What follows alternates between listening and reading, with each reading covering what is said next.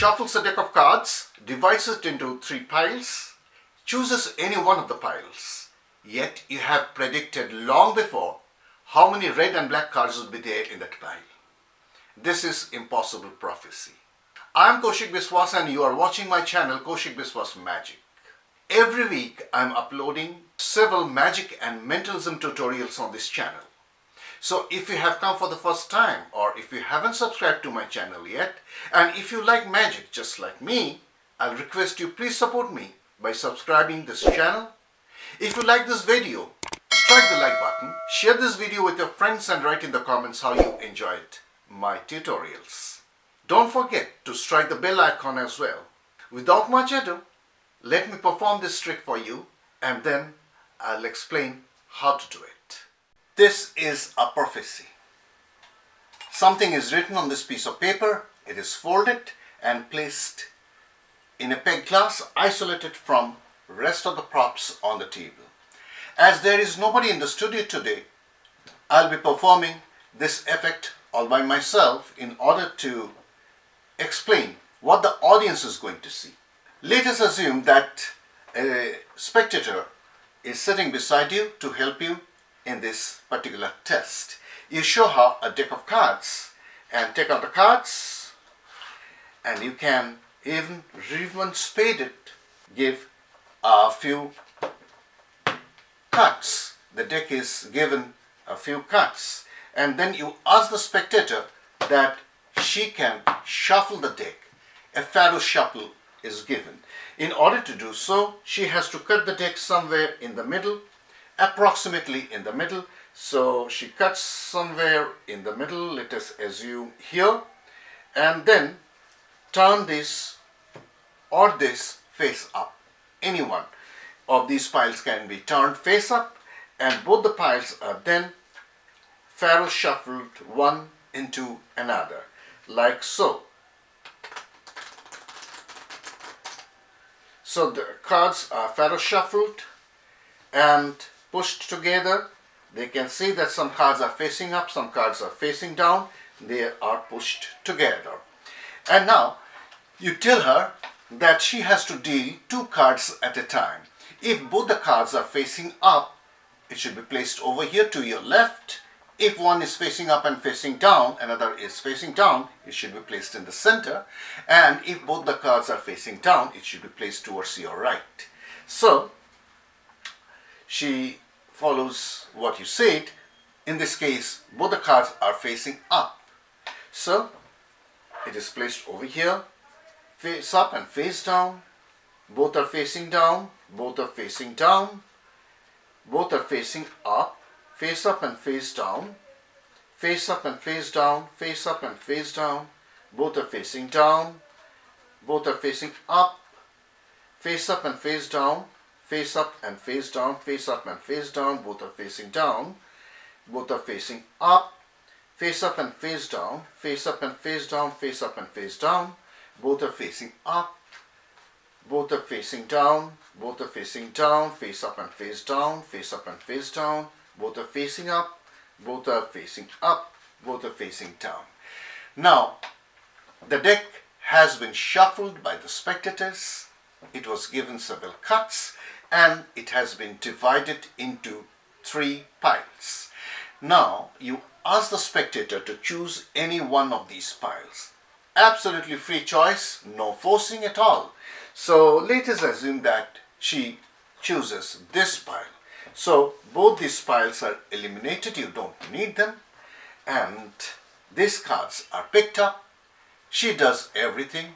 You now ask her to divide the cards into 2 piles again. All the red cards go into one pile and the black into another. So red, black, red, black, red, black, black, red, red, black, black, red, red, and black.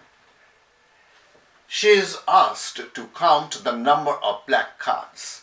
So she counts 1, 2, 3, 4, 5, 6, 7. There are 7 black cards here.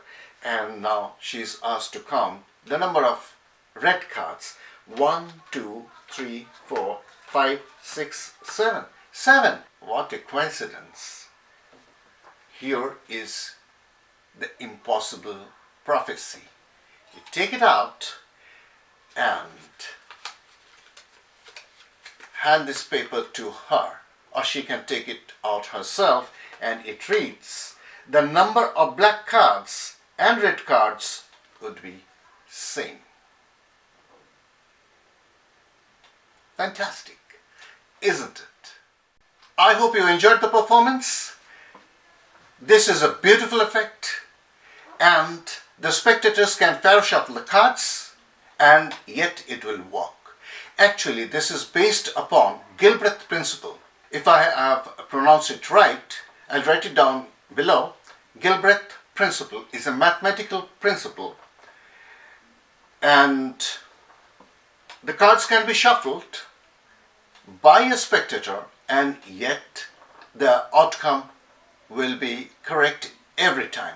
We don't expect a layman pharaoh shuffling the cards perfectly as we magicians do, but it really doesn't matter. Because of this clever principle, mathematical principle, this will always work. That is the beauty of this trick. There are many tricks based upon this principle, and this is one of them, and I like it very much. I'm going to explain you the procedure, and then I'll show you another way of doing it. So please don't go away. On a piece of paper, you write down your prediction. The number of black cards and red cards would be same. Put it inside a peg glass, or you can hand it over to a spectator. It is a stacked deck. You need 52 cards. You have to eliminate the joker or the jokers and the add card from the deck, and the rest of the cards can be arranged in any order. There is not a specific arrangement of cards, but the cards should be alternating in color. That means here is a black card, a red, black, red, black, red, black, red, and so on throughout the deck. So the whole deck is alternating in color, black and red, black and red, black and red, and so on.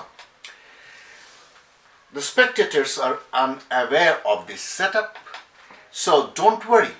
You can just take it out from your tug box and give a quick glance of all the cards. They are not looking for whether the cards are black and red alternating in color or anything like that. Then you have to give some false cuts or shuffles. What I'm doing is very simple. I cut some cards, place it over here.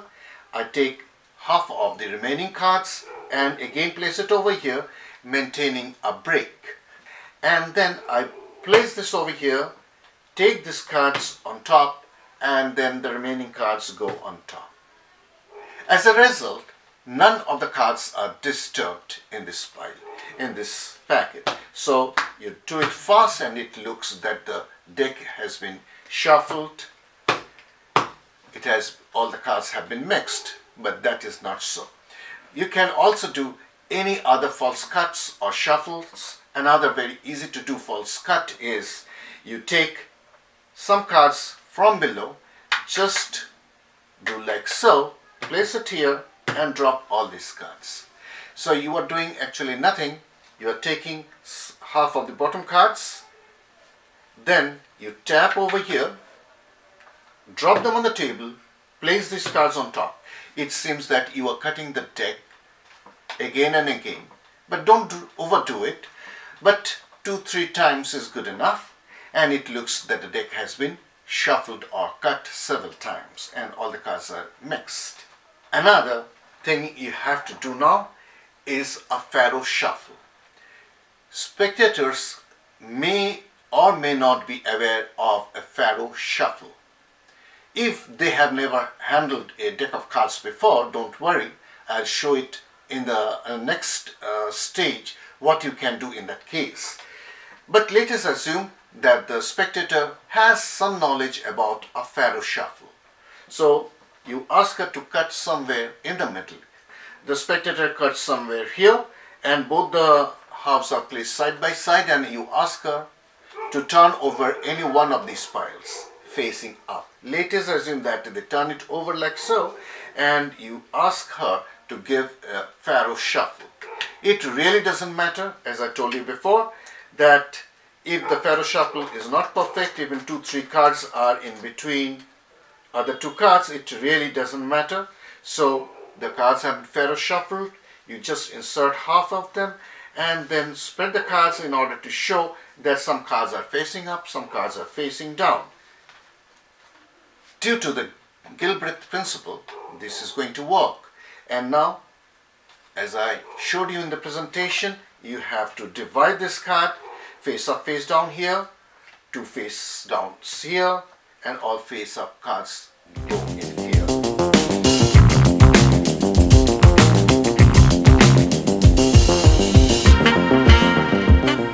So the deck has been divided as per the rule of the mental test, and you ask the spectator to choose any one of the piles. Let us assume that they choose this pile in this case. It really doesn't matter. You discard these 2 piles, put them away, and this pile is now divided into 2 piles again. First of all, you turn over all the face down cards so they are facing up. So all cards are now facing up. They have to divide it into 2 piles again. One pile will contain all the black cards and the red cards will go into another pile.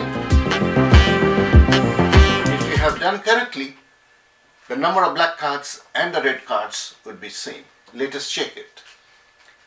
1, 2, 3, 4, 5, 6, 7, 8, 9, 10, 11, 12. 12 black cards. 1, 2, 3, 4, 5, 6, 7, 8, 9, 10, 11 and 12 red cards. This is always going to work. Now let us see what will happen in case the spectator has never handled a deck of cards before. She is not given any chance to overhand shuffle the cards or shuffle the cards in any other way. I have to set up the deck in red and black order once again. So you ask her to cut somewhere in the middle. So there are 2 piles, and let us assume that she turns over this pile. In that case, turned like this into 2 circles, and both the circles are pushed together. Now it looks like a real mess. It is in fact a real mess, and there seems to be no possible way to control the cards. And it is very surprising that the Gilbreth principle will work here too, will perfectly work here too. So both the cards have been put together, and now the cards are mixed in a random fashion, face down, face up, face down, face up, and again you continue the division of the cards. So face up, face down, both face down, both face up, and so on. So the deck has been divided. Now let us assume that the spectator chooses this pile, all facing down. Doesn't matter. You discard these 2 piles and let us see whether it has worked or not. You ask the spectator to divide into 2 piles, red and black. So cards are divided into red and black. Let us see how many red cards are here. 1, 2, 3, 4, 5, 6, 7, 8, 9, 10. There are 10 red cards. There should be 10 black cards. 1, 2, 3, 4, 5, 6, 7, 8, 9, 10. It always works. This is the beauty of the Gilbreth principle. You can stop the trick here, but there is a beautiful trick created by Stewart James, and it is called Miraskill. If you know Miraskill, then that is a perfect trick which can be performed immediately after you perform this trick. If you don't know Miraskill, don't worry. Just write in the comment section that you want to learn it, so I'll make a video on Miraskill. That is one of the best magic tricks I have ever come across, and it is very easy to do. Miraskill by Stewart James. So I hope you enjoyed today's tutorial, today's magic. Please give it a thumbs up if you like it. See you again next time in the next video. Till then, bye bye.